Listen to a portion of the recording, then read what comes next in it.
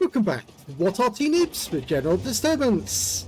This is the Bisonte C45. It's a Tier 8 Italian premium heavy tank. It's located on the north spawn of Westfield and it's under the command of Citron01. Now this tank has a 105mm gun, main armament, 360 alpha and an auto reloader. Now unfortunately the first shell normally takes something like 16.3 seconds, but you can see there it's taking Citron 14.88, so he has managed to speed it up a little. 2 marks of excellence on the barrel of his gun. Now the second shell should take 14.38 seconds to load, but he's got 11.38 on that one. And the third shell should take 11.5 and he's got 11.38. So you can see there is a value to actually only firing 2 shells, because that third shell is the one that really takes some time to load. Okay, first enemy Arty shell just came in. The enemy Arty is a batch at 155.55, so we know that he's got around about 600 alpha. First shot on the T95 doesn't hit target. Oh, we've got a scorpion, and we definitely get a hit on him. Unfortunately, we get hit by a 50 TP for 628 hit points. That's rather expensive.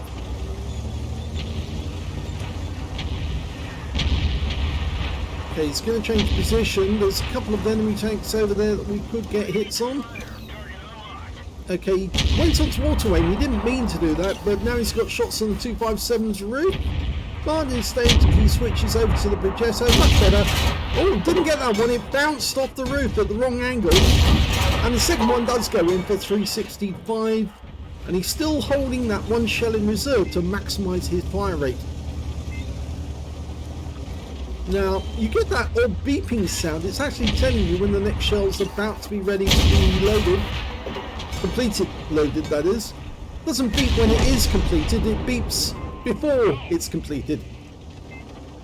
And he's trying to tell his teammates behind him there's an A phase 1 who hasn't really engaged in the battle. He is in the game, but he just hasn't come down here to help everyone else. Okay, shot into the side of the support. Progetto, yep, gets it. 358. Now this tank is a heavy tank proposed by Colonel Mario Zinni. It was a very low silhouette, easy to maintain, and it is actually covered in spaced armour all around the turret and on the upper plate of this tank, so really does help you to bounce rounds or stop heat rounds from having a serious effect. We've got an enemy T103 over there. You may have seen one of those in a battle recently. 10 degrees of gun depression, but unfortunately this little ridgeline here is slightly more than 10 degrees in order to get the gun to bear, and so he's waiting for the enemy to come towards him, and now he can track that guy. In fact, he's going to go to the side. Oh, he doesn't get it through. It goes through the tracks, and now he can get the kill shot, and he does. Yeah, that was unfortunate, that shot that went through the tracks. It meant he had to expend the third shell, and now he's got a long reload, but he's bluffing that 50 TP, saying, come at me bro, come at me, and pumps one into his cupola to get revenge for that earlier shot. And then he's falling back. He's made that 50 TP back off. It sometimes takes a bit of courage to actually push forward, even though you know you've got no shells available, simply because you want to bluff the enemy into falling back himself. And yeah, that takes a bit of nous. You know, you have to show that you are willing to fight. And he made that 50 TP back off, and oh, he's just taken an Arty round. Our Arty is also a batch at 155.55. He's slightly better. 257. Gets it through the roof.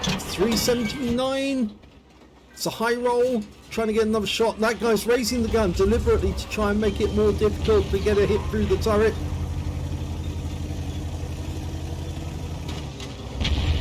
Changing targets. Sometimes it's better not to shoot, to actually hold off. Oh, looks like one of our Arty, well, looks like our Batchat just got a direct hit on the 50 TP, who's just to the south of us.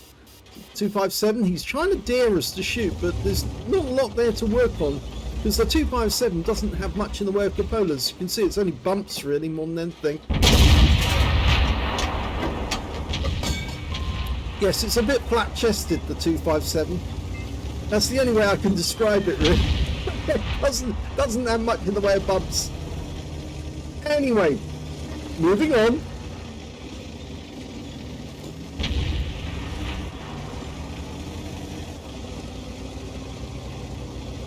Okay, he's going back for that 257 because the A phase 1's having a go. Or is he going to go for the 50 TP? I think it's the 50 TP he's actually angling at. He made that move as if he was heading south. Oh, there's that Scorpion to one shot. But he's ignoring it for the moment. He's looking for the 50 TP and he's found him. And he gets one in. Go for the second. Gets it in. Go for the third. He's waiting for the shell to come in. He actually decides to fire anyway. And he gets all three. And now we've got a Barask over there. Now that is a bit of a problem. Because that guy, obviously, as you know, he's got quite a lot of damage. He can dish out fairly quickly. 720 hit points of damage from two 105mm rounds with a fairly quick intra-clip reload. Okay, he's looking in that direction, hoping that the Barask pops out at the moment. He's got two shells now. Okay, there's that 257 again. Pumps one into his front. He's now one shot. And effectively, he's got a 20% of the enemy hit pool, which means he's got a potential high caliber. He's changing his position yet again, hoping he can use these ridgelines against the enemy. Okay, that Barask is pushing forward. We've got two tank destroyers over there who possibly will be able to finish him off. He's going to have to pop over the ridgeline in order to shoot at our guys. And then, of course, Citron01 can put a round into him if he does. He's not coming forward yet. Oh, he does. There he is. Okay, wait for the load. Yes, got him. Nicely played. Two shots, two kills, rather. He's loading APCR for his next one. Well, he selected it, but he won't load it because, of course, it's an auto reloader, which means it will only load the same ammunition that it already has in the hopper. You have to wait till all three shells are used up in order to switch over to the new type, unless, of course, you press the reload button twice. And the 50 TP is going to have a shell on him. Oh, God, that was close. 257, finish him off. Go for it. Oh! The Arty claims him. But he gets the 50 TP as a consolation. And he's platooned with the Progetto 46 just at the end of the game. Here's the end of battle stats, and that was an ace tanker game for Citron01 in the Bisonte C45. He managed to get a spotter badge for spotting at least 1,000 hit points of damage, a bruiser for getting at least 5 critical hits. In fact, he got 8. He got a fire effect for doing more damage than hit points to his own vehicle, and he platooned with the Progetto, and they both had at least 3 kills, which meant that he got a Brothers in Arms, and so did the Progetto. And he got the high caliber, because he did deal the most damage in that game overall, at least 20% of the enemy hit pool, and very effectively as well. And of course, he got revenge on that 50 TP for that big hit that he received earlier on in the game. Let's have a look at the team score. Well, we can see the highest damage, Citron01, 5,426 hit points of damage. The second highest damage in the game actually went to the Progetto, his teammate, Vladimir 2007, Polish. He managed to get 3,318 hit points, and the third highest damage in the game actually went to the T28 on the enemy team with 2,931. When it came to kills, it was Vladimir who got it with 6 kills. 3 kills went to Citron01, 2 kills went to the Batchat Barask on his own team. Or was it? No, the Batchat 155-55, sorry. Stepliska, sorry. Yes. So the Batchat on his own team managed to do 2,530 2 kills rather.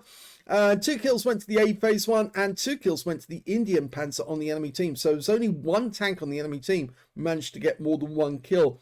And when it came to base XP, it's Citron01, yes, because he was not only doing the actual damage, but he was doing the spotting as well. 1,813 base experience points, 1,295 went to the Progetto, who was doing sort of like clear-up jobs on the enemy. That's why he didn't get as much damage, but he did get more kills. And 755 went to the FE4202 on Citron01's team. He fired 20 rounds of ammunition in that game, got 18 direct hits on the enemy and 16 penetrations. So it was only 2 shots where he missed the target, but he did get 5,426 hit points of damage in total, of which 332 were at more than 300 meters. So most of the damage he was doing was at close range. And I think that the 332 hit was actually the Barras, the tank that he took out at long range. 1 hit received, it was a penetration, that was 50 TP, and unfortunately it was a big hit, so yeah, it made a big difference, but he managed to avoid that 50 TP putting any more rounds into him. He spotted 4 enemy vehicles, damaged 7 of the enemy, killed 3, and did 1100 hit points for spotting assist in that game. He earned 109,377 credits for the game, 82,033 from personal reserves, 50,000 from personal missions payout, a grand total of, look at this, 296,099 credits. That's the sort of score you'd see on a frontline game. And after repair, ammunition resupply and consumables and standard ammo, yep, he didn't have the time to switch to the heat rounds. He actually ended up with a profit of 225,453 credits overall. Very good score. 1,813 XP times 2 for the first victory, 1,360 from personal reserves and 272 for this being a premium vehicle. Took away 7,072 experience points altogether. Now, let's have a look at the armor profile for this beast. Yeah, as you can see from all the blue, that's basically spaced armor, because technically the tracks act as spaced armor for the hull. But you can see there's a lot of spaced armor over the actual front plate, guarding the driver as well, because it's 20mm effective spacing, but it adds to the original 135 that you've got underneath. In fact, it's showing there's 165 where it gets slowed down, but that's only for that area. It gets lighter as you get further up. As you can see, it's gone up to 90mm armored there. So it's kind of graduated or gradiated. Is that an English word? I think it is.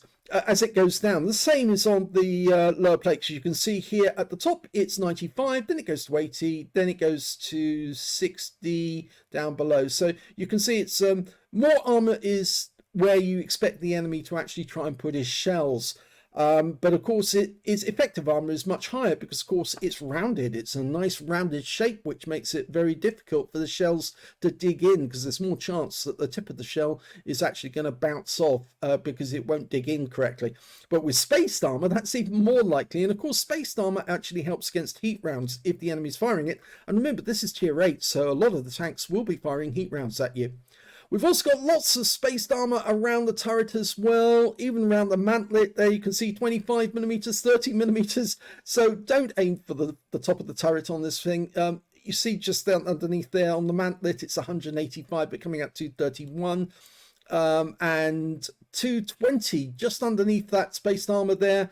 Millimeters, but it's actually coming out at 230. But you can see the scores, the levels are going up to as high as 380 at some point. There you go, 380. He's got 2 levels of spaced armor, the space from the mantlet and from the actual turret, and 130mm underneath that, coming out at 382mm of armor. Yeah, of course the rounds are just going to ricochet off because it's at a slight angle as well, but it's very, very strong and very difficult to take down. Even the cupola there, looking up at it, it's only 30mm. There's not much to work with. It's just a view, the viewports on the turret. But yes, it's very, very difficult to take down one of these tanks from the front unless you go for the lower plate. That's the best place to aim for, but you've got a fairly good chance of actually ricocheting a round off. So the weak spot on this one is the lower plate, but of course it's a ridgeline warrior. It's got 10 degrees of gun depression. It can go hull down on a ridgeline, and you're not going to see the lower plate. You're only going to see the tough armor at the top of the tank like this, and it's going to be very difficult to pen. The sides of the vehicle, 75mm, again, spaced armor over the tracks as well. All the way to the back, 75mm. The rear of the tank is 30mm, so just about anyone can pen the rear. And of course the engine deck as well is only 20mm, so if you're an Arty and you can land a shell on the rear of one of these, you might actually get a pen. The rear, the top of the turret as well is 30mm, so again, this big target for an Arty is one of these Bisontes, so a good tank to take out with an Arty round. So yeah, that's where the armor is. Again, I switched to the live RAM because I know some of you out there do like to see the live one. You can see, as it's saying, the weak spots are really basically these areas where there's no spaced armor. It's saying that everywhere else has got spaced armor except for these spots here. But again, as I said before, it's very unlikely you'll actually get around through that because it's just so tough. Sides of the tank are much better to get through, and if somebody does side scrape on you, then obviously try and go for the well, we wouldn't be looking at it from this angle, would they, if they were side scraping? But if you can, try and get the sides of the vehicle if you can, because it's thinner and you're only going to contend with 156. Let's have a look at the modules. There are none. I'm afraid, again, this is another tank that Wargaming has not shared the module map with us at all, but we can guess where some things are. For instance, we know the driver is in the center of this tank, right in the center, behind all that spaced armor, because that's where his viewports are. We also know that the commander is in the back on the left-hand side, because that's where all his vision ports are, and just in front of him is the master gun sight. So yeah, that's where the gunner is. So we know commander over here, gunner over here, which means the loader is probably on the right-hand side, driver on the in the center, and we can tell the engine is at the back with the drive, but I'm afraid that's all we can tell for the Bisonte, simply because they won't share the rest with us, which is kind of a pity actually, because we rather like to know where things are so we can put the shells in accurately to get the most effect. But unfortunately on this one, we just can't work out where other things are. We just don't know where the ammo rack is, but we can probably take a pretty good guess. I would say ammo rack's probably going to be around about there with the auto reloader mechanism, because it is an auto reloading tank. It's also likely to have another ammo store down below to feed so the loader can feed those shells up into the auto reloader mechanism. So if I wanted to get an ammo rack on this one, I would aim for the rear of the turret, the bustle, because more than likely that's where something might go bang. Anyway, we've got a second replay. This is not the only game. Citron01 was kind enough to send us another replay with the Bisonte C45, so we'll go into that one right away. The second replay is on the north spawn of Pearl River. Okay, game on. I appreciate it. Well, he's actually got the help of the KV4 Krasnowski. Only two heavy tanks going down to Heavy Tank Alley, though. It looks like the Churchill is not going this way. Yeah, he's kind of requested the Churchill to come in their direction, but he's not doing so.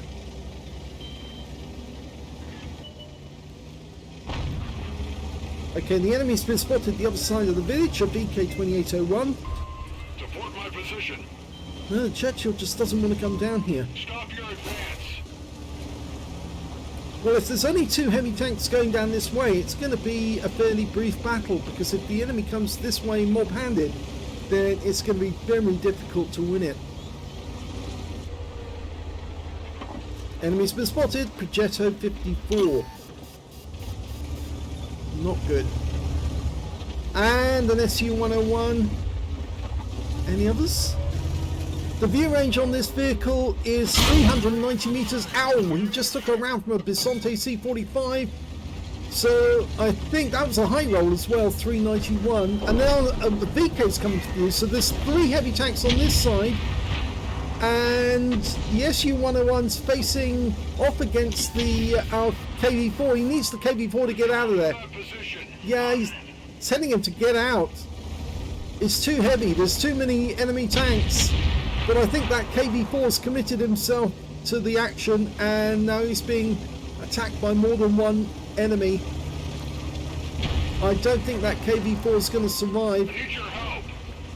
Yeah, I think Citron01 realised the difficulty that they were up against far too many enemies. And now the KV4 is surrounded, and it looks like he's going to go out the game. Yep, he's gone, but he did take an enemy VK3601H with him. So Citron01, he didn't quite he didn't abandon that KV4. He did tell the KV4 get out of there because it's just too much. And now he's, well, he's decided to come into the village and deal with the enemy tanks in here. And he's found one, the PK. Okay, so we can do serious damage to this guy. That's one. Got a low roll for 338. Remember, it's 360 alpha. Can he finish him off? No, because his teammate, the Churchill 7, gets the kill. Pumps one into the rear, the T150. Two. Go for the kill. Yes! Well, he got the kill, and the T150 just slid over the edge. But there are more enemy tanks in this village area, so we need to be careful. And it looks like the enemy's coming in from the north as well, from the heavy tank lane. And oh, somebody trying to escape. Takes a round up the rear. It was a Super Jumbo, or Sherman Jumbo, I should say. Has he turned round? No, he's actually headed towards our cap area. Well, we're staying here for the moment because there may be more enemy tanks. And oh, enemy Arty's trying to get us.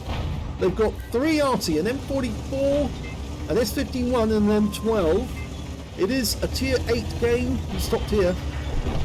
Just saw this Bisonte just got wiped out. He was thinking about shooting down that corner, but he's actually now working on the entrance to the village. Churchill's going to have a look. Anyone? No? Oh, there is. And it's SU-101. Up lower plate. Yes. Second lower plate. And he's got the kill. 2 kills and potentially a high caliber. 20% of the enemy hit pool already. And there's the Sherman Jumbo. Puts him on his corner. Wipes him out. So that's 3 kills now for Citron01. He's trying to maximise the damage. Remember, he's after a 3rd mark. Progetto 54 suddenly appeared. The Arty round went after the Churchill. The Progetto is full health, so he didn't suffer any damage against the KV4, but he has now been hit and stunned twice. And now we can go to work on him, but remember, he might get shots into our weak side, so we need to cover our sides. Okay, it's going to have to push forward. Oh, it bounced around. That's good. He's only firing one at a time, though, to maximise his potential. Of course, third reload is faster. Oh, takes a big one there. Go for a second one. That's it. Through the dry plate. Take the kill. Yes. Well done. 4 kills now. Right, the S51's been found. He's been killed. There's a 5 tank difference now. We're up on the enemy. And they're really starting to fall apart. We've got 1 shell in the breach, ready to go.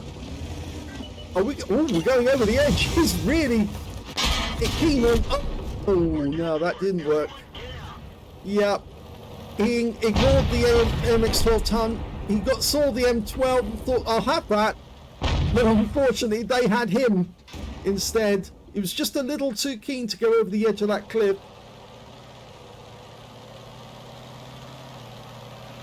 I think they've got this battle in the bag. There's only 4 enemies left. One of them's Arty.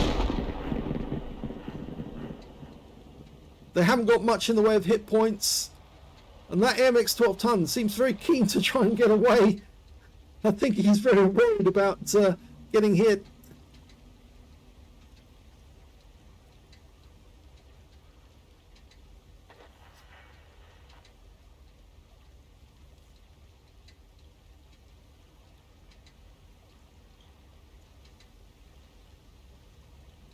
Okay, our guys are now homing in on the enemy cap area. Scorpion just took a hit. That's the tier 8 Scorpion. The German one.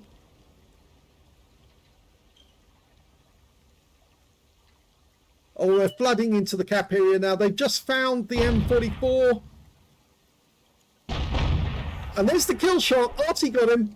Or was it? No, it was the Type 64. Arty helped.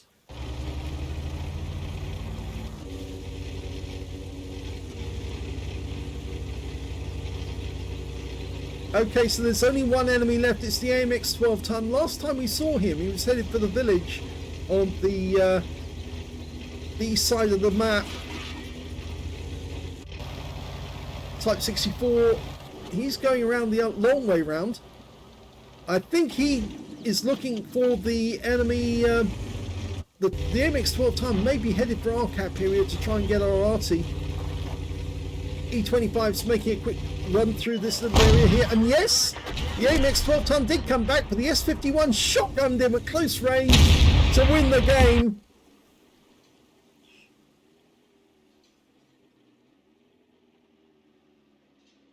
Here's the end of battle stats, and despite that being only a second-class mastery for the game, it was his third mark of excellence on the Bisonte C45. Congratulations to Citron01. He also got a Bruiser medal for getting at least 5 critical hits. In fact, he got 7. He got a fighter badge for getting at least 4 kills. He got 4 exactly, and a fire for effect for doing more damage than the hit points of his own vehicle, as well as the high caliber for dealing the most damage in that game overall. I think he got a little too carried away at the end. He saw that M12, ignored the AMX 12 ton, and unfortunately the AMX 12 ton then put a round into him to finish him off, and yeah, it didn't work out so well. Let's have a look at the team score and see where he came. Well, the highest damage in the game, 4,187. The second highest damage was the Scorpion on the enemy team, 2,147 went to him. And the third highest damage was the E25 with 1,644. When it came to kills, he had the highest number with 4. 3 kills went to the E25 and 2 kills went to the Type 64 on his own team and the Scorpion on the enemy team. And when it came to base XP, yep, he's got that one as well. So he's got the top in all 3 columns yet again. If you want to get third marks, that's what you have to do. 926 went to the Panther M10 and 801 went to the Type 64, which meant that he was the only player to get over 1,000 base in that game. He fired 13 105mm rounds, got 13 direct hits and 13 penetrations, so very good accuracy and a good use of his gun. 4,187 hit points of damage, all of it done at close range. 6 hits received from the enemy, 4 of them penetrated, 2 non-penetrations, and 640 hit points of damage blocked by armor. 4 enemy vehicles spotted, 6 enemy vehicles damaged, 4 killed, 300 hit points of damage assistance. He earned 82,841 credits from the game, 62,131 from personal reserves, 18,639 from battle payments, giving up a grand total of 205,032 credits, and he used nothing but standard ammo throughout that game, which meant that his ammo costs were very low. He did have consumables, but he actually made a profit of 160,142 credits for the game. 1,258 XP base, also a 944 from personal reserves, 189 for premium vehicle tier, and 143, I haven't seen that before, free experience for military maneuvers. Must be some extra award he was getting there. 3,020 experience points altogether. So an absolutely fantastic battle, but yeah, he had to abandon that KV4. If he'd stayed in that corner, he would have been wiped out as well. He did absolutely the right thing to abandon him, because that way he went into the village, he took out, well, he nearly took out the VK-2801-105 as well, but took most of his hit points, but then shot an T-150 up the rear and gave him an indiscreet enema. And yes, so he got his first kill there. And of course, then he was able to take out the SU-101, the Jumbo, and then he finished it off having a bit of fun with that Progetto, who came around that corner with 100% health, but he did actually manage to extract a fair bit of health out of Citron01, and that meant that when he went over those cliffs, he was vulnerable, and unfortunately, he took 2 shots. I think it was the Scorpion and the AMX 12 ton that actually got shots on him at the same time. If he'd actually stayed on top of the cliff and shot down, he might have had enough cover to avoid the shot from the Scorpion, but he was very keen to get that M12 in the end, and unfortunately, I think that was his undoing. But there again, he's got his third mark, so he's not worried. I hope you enjoyed both those replays. If you did, please give this video a like. Do subscribe to our channel. Leave a little comment down below because it feeds the algorithm. And please do bear with us as we try to fix our sound problems. Looks like I'm going to have to find a new microphone because the current one is just not hacking it. It's really not working. And I want all the commentary to be perfect for you, but whilst I'm using this current one, which is very good microphone, it's a top of the range one, but sadly it's just not recording correctly. So looks like I'm going to be shopping on Amazon to pick up a new microphone sometime soon. Thank you for watching.